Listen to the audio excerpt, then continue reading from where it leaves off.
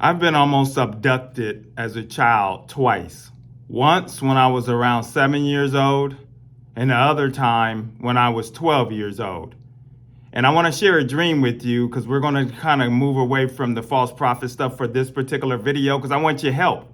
And I want what you think of the interpretation or just what your input is about this dream. I told you that I'm a dreamer, and I have dreams periodically, but when they stand out, I know because I know it's from the Lord.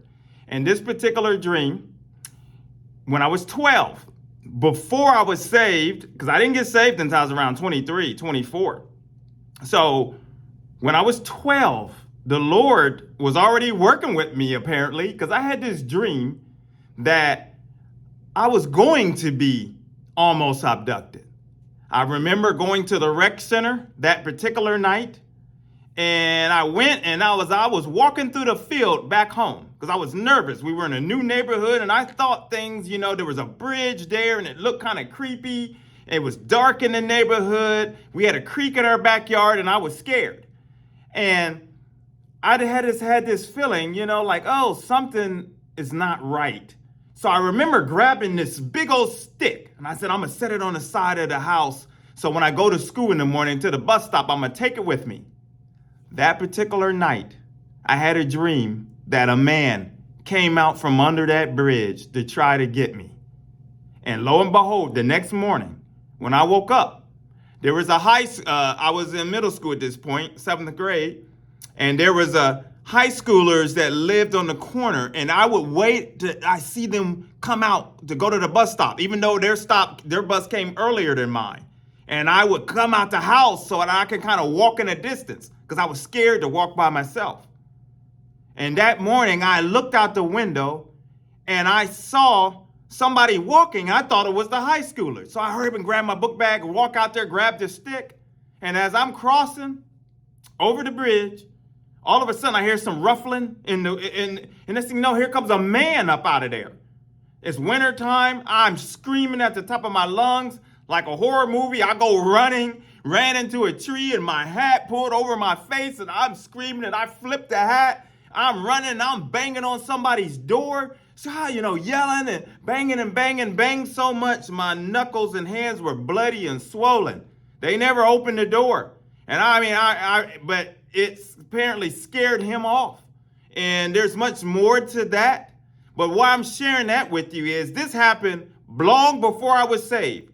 The Lord has been giving me dreams, like I said, and I'll share some of the stuff down the road of how he operated sometimes through dreams. And so you can see how some of these people that claim that they're dreaming certain things, that how it doesn't line up with the word of God, and how we know that some of these dreams are false dreams and visions.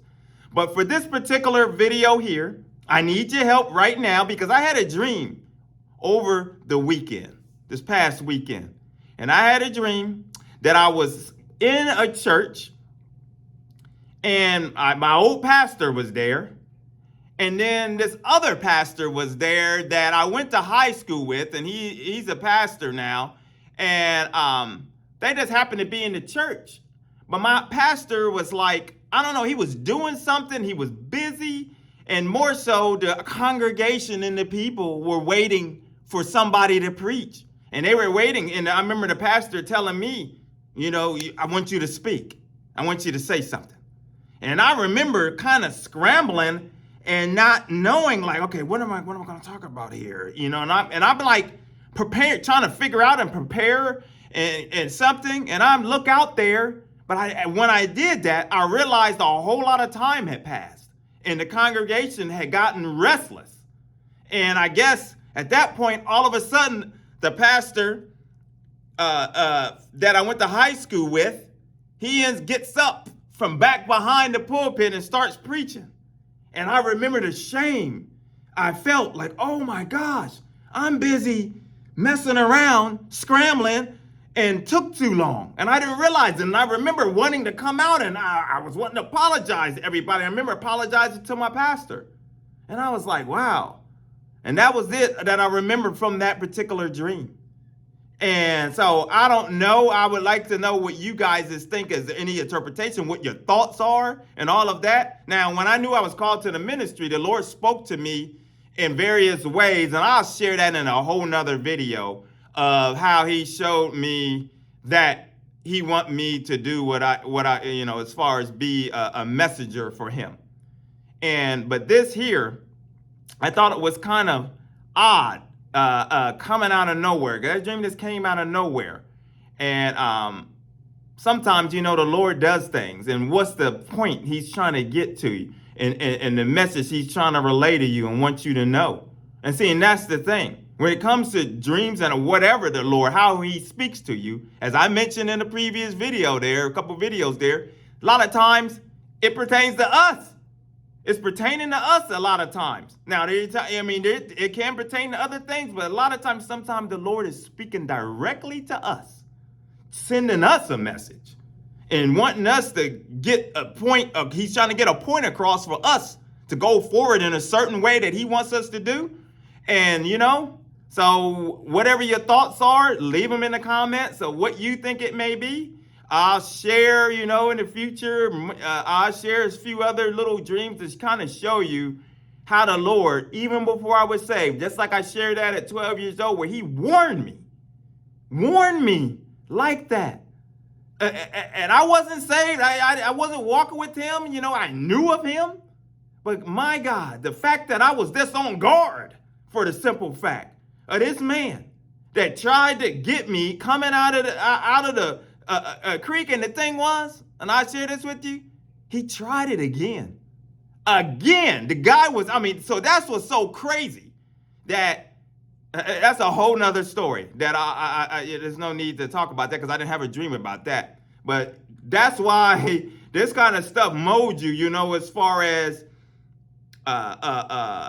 being, just alert and awareness in your surroundings and all of this stuff. And even as Christians, we must be aware of our spiritual surroundings and who we surround around us.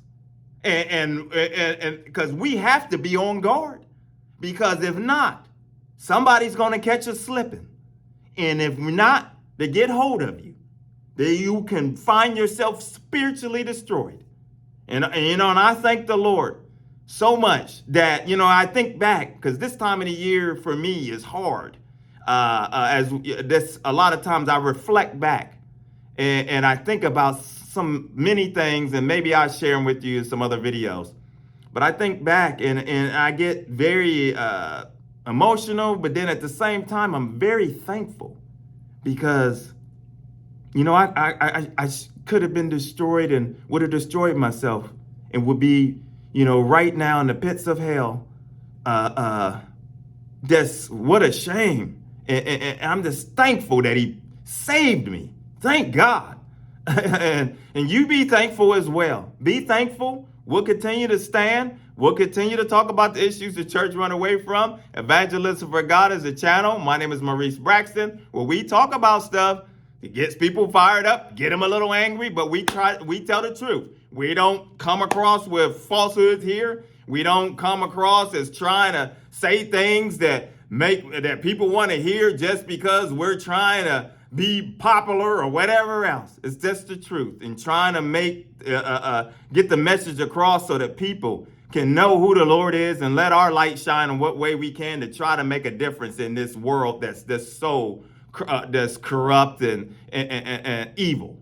So, and what do we do as well? Punch Satan right in between them chops, because sharing a testimony is very important. A lot of times you don't hear a lot of these people out here that claim to be these messengers and stuff for the Lord sometime, and they don't want to share their testimony. And all of us, I don't care if you're saved, you got a testimony. And the Lord has done mighty things for all of us. And it doesn't matter whether you were saved as a child, whether you were saved in your 30s, 40s, 50s, or as a teen. He's always just been good to us. And yes, you may not have as a child, it may be different, but you have grown, you have been with them. Maybe you walked away from them, came back. But that's the good news. Just like the prodigal son, he's waiting. He's waiting for us with open arms.